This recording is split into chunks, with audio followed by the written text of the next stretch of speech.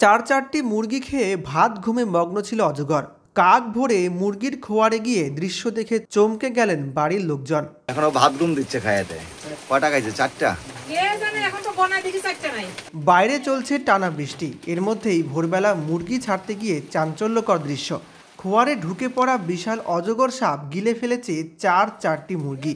পেট ফুলিয়ে ভাত ঘুমে মগ্ন প্রাণীটি। সেই দৃশ্য দেখে ব্যাপক চাঞ্চল্য ছড়ায় রাজগঞ্জের টাকিমারের একটি বাড়িতে। খবর পেয়ে উদ্ধার কাজে এগিয়ে আসে গ্রিন জলপাইগুড়ি রেস্কিউ টিম। অঙ্কুর দাস, অজয় ঝা এবং স্বরূপ বসাকেরা মিলে উদ্ধার করেন প্রায় 8 ফুট লম্বা বার্মিজ পাইথনটিকে। পরে সাপটিকে হস্তান্তর করা হয় বেলাকোবা বিট অফিসে। বাড়িটি জঙ্গল লাগোয়া হওয়ার আগেও 3 বার অজগর সাপ ঢুকেছে বলে জানা গেল। স্বেচ্ছাসেবী সংস্থার দাবি, বন দপ্তরের নজরদারি এবং জঙ্গলের খাবারের সংস্থান জরুরি, তা না হলে এমন ঘটনা বাড়তেই থাকবে। আমাদের কাছে সকালবেলা খবর আসে যে টাকিমারি মহারাজঘাট এলাকায় একটা বাড়িতে একটি অজগর সাপ মুরগির বাচ্চা খেয়ে মাচার নিচে ঘুমিয়ে আছে। তো আমরা সেখানে খবর পেয়ে যাই এবং একটা 8 ফিটের অজগরকে উদ্ধার করি এবং আমরা তার পেটে দেখতে পাই যে 4-5টি মুরগির অবস্থান আছে।